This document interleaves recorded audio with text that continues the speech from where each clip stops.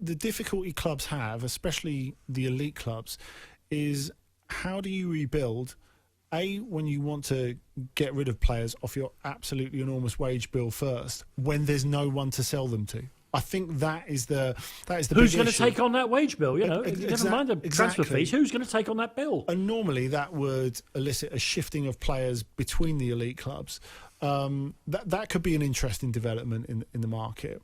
But you look at Paris Saint-Germain, who are in a position, for example, where they never have to sell players, and they're almost unique in world football.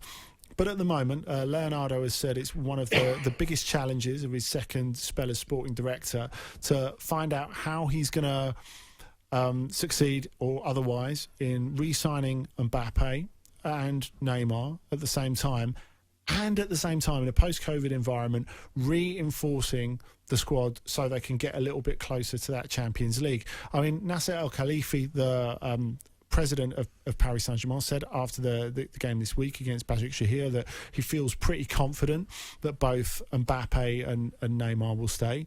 Marco Verratti's also said that, but that's because he never stops talking and he was bound to say it at some point, whether it's possible or not. The other thing is, of course, that Neymar has said quite clearly that he wants to play with Messi going forward. Now, this was something that Al Khalifi didn't deny, an interest in Messi. He said, well, we respect Barcelona and we don't talk about their players. And he actually meant it. There wasn't a second part to the sentence, which is quite remarkable, I suppose, in modern football.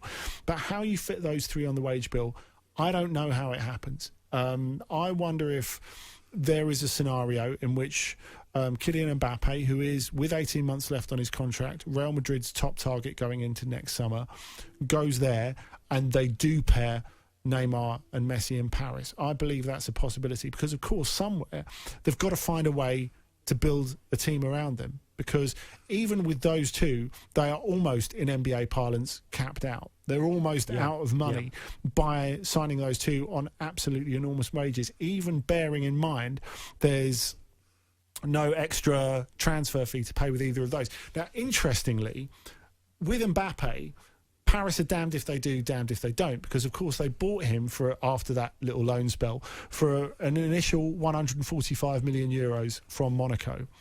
At the point that they sell him, or at the point where he signs a new contract, they owe Monaco another 35 million euros, which is not insignificant in this case. So they can't avoid paying it. So whether they keep him or whether they sell him, they have to pay that money. So they'll be looking for a huge fee for Kylian Mbappe.